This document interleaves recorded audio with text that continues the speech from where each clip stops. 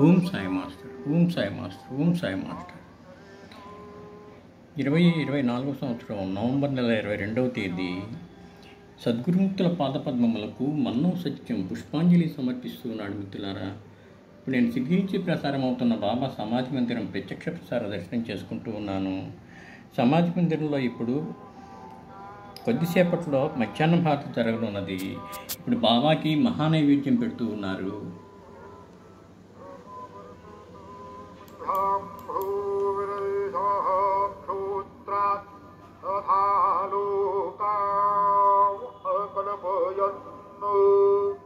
చతురస్రమండలాన్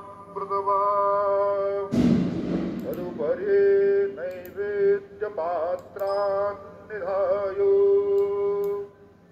గాయత్రి మంత్రేణ పాత్రాన్ ప్రోక్షయేతు హేనవాహ అమృతే కృత్యో సత్యం గమరదేన పరిసించామి నైవేద్యం నివేదయామి.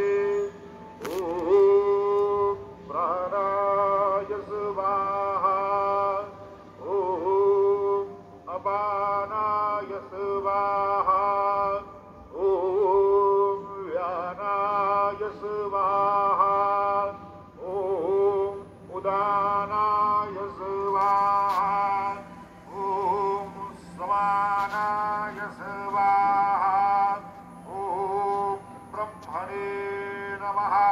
నైవేద్యमध्ये పానీయం సమర్పయామి, పునర్నైవేద్యం నివేదయామి.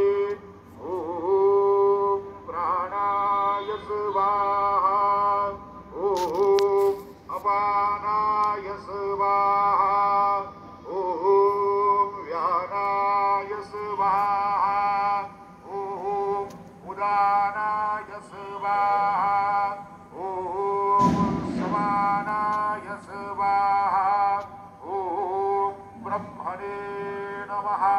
నైవేద్యం సమర్పయామి, హస్త ప్రక్షాళనం సమర్పయామి, ముఖ ప్రక్షాళనం సమర్పయామి. సద్గురు సాయినాథ దేవతాభ్యో నమః. చరణ కమలే ప్రార్థనా పూర్వక నమస్కారం కరోమి. తథా చ మంగళ నీరాంజన దీపం దర్శయామి.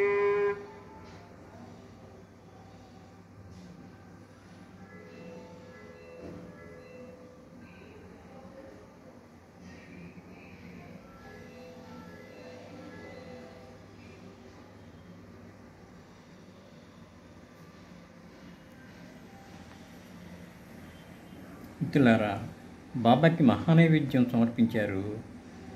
आता बाबांची माध्यान्ह आरती सुरू होत आहे. सर्वांनी एका सुरात आरती म्हणा. अब बाबा की माध्यान्ह आरती शुरू हो रही है. आप सब एक सुर में आरती गाइए. श्री सच्चिदानंद सद्गुरु साईनाथ